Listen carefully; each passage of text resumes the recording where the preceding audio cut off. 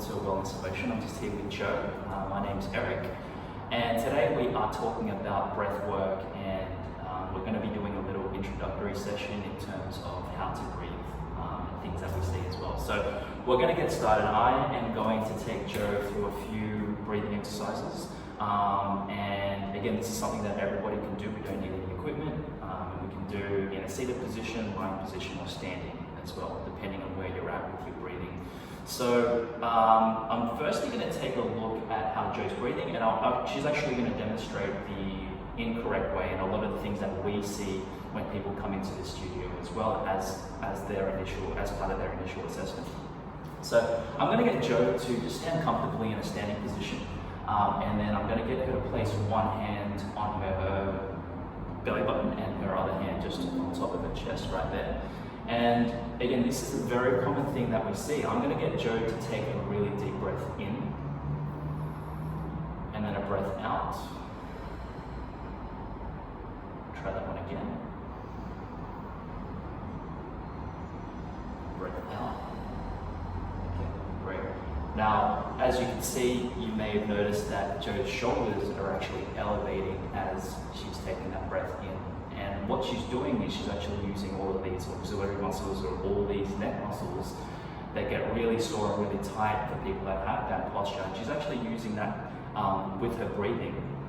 And what happens is those muscles get really tight, particularly with the amount of breaths that we take during the day. So this is really the first point where we actually start when we're starting this training process, is to actually get the breathing down right as well. So what we're going to do is, just from a standing position, we're going to start off with some diaphragmatic breathing, okay? And the reason why the hand placement is where they are is just so that we can actually see visually what's actually happening with the diaphragm as well as your rib cage as well.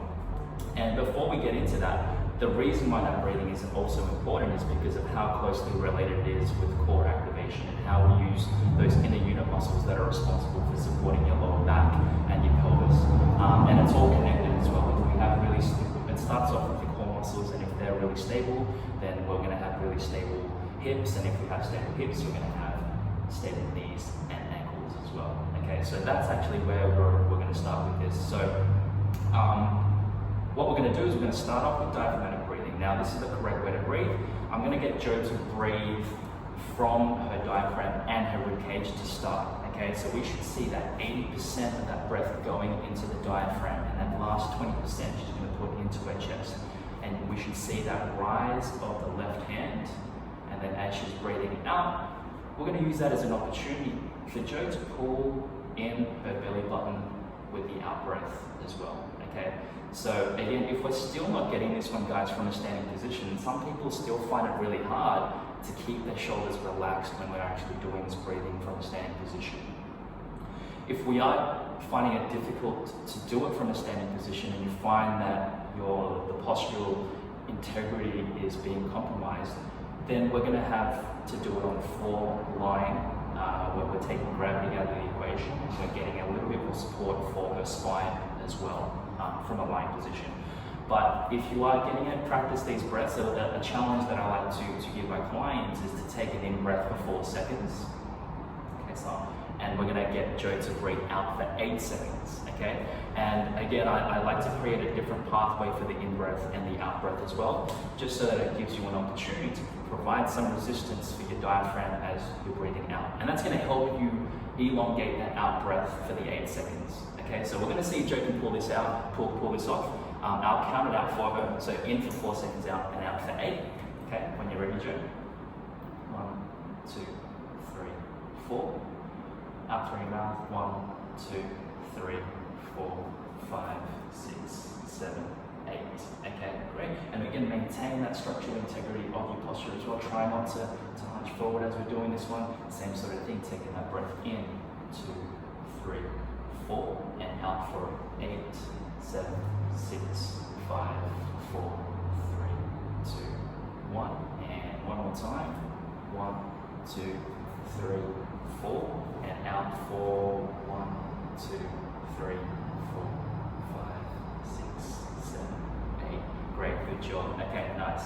So the progression from that breathing exercise, and the biggest challenge is trying to maintain that posture with the out breath as well. Even I wanted to Yeah, exactly. Yeah. So what we're going to do is we're going to do a little practice exercise with the breathing, and we're going to allow you to have a little bit of feedback in terms of where the rib cage, how the rib cage is moving with the breath as well. And if we don't have a mirror, I think the mirror is a great way to get that feedback and to give you feedback in terms of how you're actually moving and how you're holding your posture as well. So again, the same sort of thing, we can use that mirror to maintain symmetry for your posture and to actually see what's happening with your rib cage as you're doing the breathing too. But if you don't have access to a mirror, all we're going to do is we're going to place both thumbs just underneath the rib cage. And now what we're going to do is we're going to try to encourage this lateral movement of the rib cage with the in-breath, okay?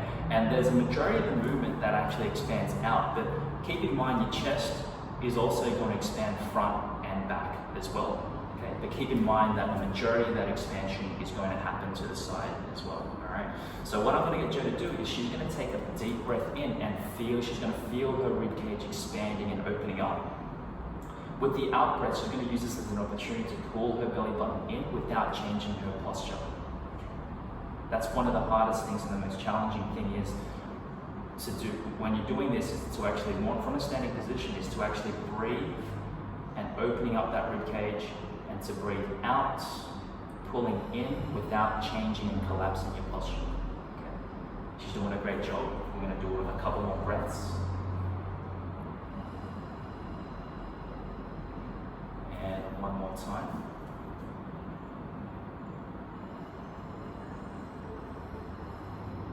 Great, good. Okay, so that's the start, okay? Breathing 101. Thanks. So I'm here with Jo, and we're just taking you through the fundamentals of breathing, and I'm going to have her lying on her back first. And I'm going to get Jo to demonstrate the incorrect way to do this breathing exercise and a lot of common things that we see for people that come in. And then I'm going to show you guys how we correct that and to promote a really good breathing pattern as well. Okay. So Jo, I'm going to get you to have one hand resting on your chest, one hand on your belly button. Okay. And I'm going to get you to take a deep breath in through your nose and out through your mouth. Incorrectly? Incorrectly, yeah. So this is the incorrect way of doing it. No. It's hard to do. Like, we all have really good breathing patterns. Yeah. Okay. This is really exaggerated. Yeah. And then breath out. Okay. And then one more time. Okay. Great. And as you can see, Jo's posture changed as she was taking that breath in. She put that breath right into her chest, and you could see her shoulders elevating into her ears. Okay. So now what we're going to do is we're going to cue her and I'm going to show you guys the right way of doing this. And again, we're using the floor to support you. So if you're having trouble doing this breathing when you're standing, lying is a good regression and a good place to start as well. Okay. So what I'm going to get Jo to do is, and what I'm going to get you guys to do as well, is that you're going to place one hand on your chest, one hand on your stomach as well, just so that you get that feedback and you can feel what's going on with your breath as well. Now, we're starting off with diaphragmatic breathing. So that initial breath that Jo's going to take, she's going to put 80% of that breath right into her stomach, or just her hand right here. That last 20%, she's going to open up from her rib cage, and she's going to expand that rib cage out and open for that last 20. And then with the breath out, she's going to return back to her normal position. Okay?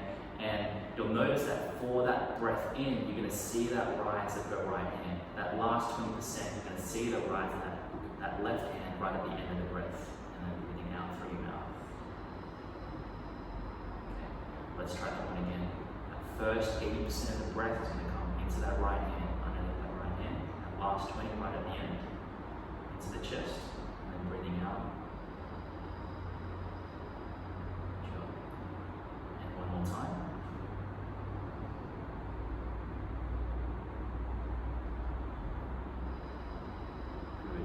You can see as well, by lying and breathing this way, she's not recruiting those muscles in the neck. She's still maintaining good posture, and she's taking advantage of that lateral expansion of the rib cage. So that's an example of how we do the correct breathing from the floor. And if you want to practice that for about 8 to 10 breaths, and then If you're comfortable with that, we can progress into a different position for the next stage of your breathing. Okay, so the next stage of breathing is going to be in a 4-point mold. I use this position to try to promote a neutral spine position, and I'm going to just use this gym stick to show you the points of contact that we need when we're actually doing your breathing, and it's going to help cue and give you feedback in terms of how to hold your posture as well. Okay, so from this position, I'm going to get Joe to show me like a common position where there's very limited curve here in the spine, right here, and commonly see some rounding in the back as well. Okay, this isn't what we want for the breathing exercise we're about to do. What I'm going to get Joe to do is to come into neutral spine position, and I'm going to get her to touch the gym stick at 3 points of contact, so the back of her head, and she's going to draw her head back and to keep the chin down as well, which is a very common cue that we use, and we want the head to fall back into the correct anatomical position as a result of the posture. We don't want you to sort of have that head touching by sticking that chin out like that. We want to draw the head back and to keep the chin down. The second point of contact is just behind the shoulder blades. You have this natural curve in your thoracic spine that we want to maintain as well for this breathing exercise.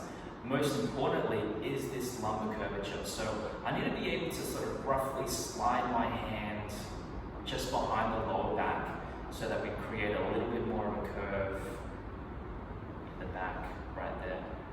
Okay, so we're going to have 3 points of contact, the tailbone, we have a bit of a space behind the lower back, we've got a contact point behind the thoracic spine, and then the back of the head as well. Okay, so once we've established that position, I'm going to get Joe to breathe again diaphragmatically just to start, and she's going to have even more feedback. You guys are going to get even more feedback by being in this position, because you have gravity pushing all your organs into the bottom of your stomach, and then as you're taking that breath in, you're going to feel the contents just drop down towards the ground, and as you're breathing out, you can use that as an opportunity to draw the belly button in and to fire off that TVA or that transverse abdominis muscle with the out breath. Okay, so we're going to do about 4 to 5 breaths for this one. Breathing in and then breathing out, and again you should be able to feel everything tighten up with that out breath. Take another breath in and then breath out.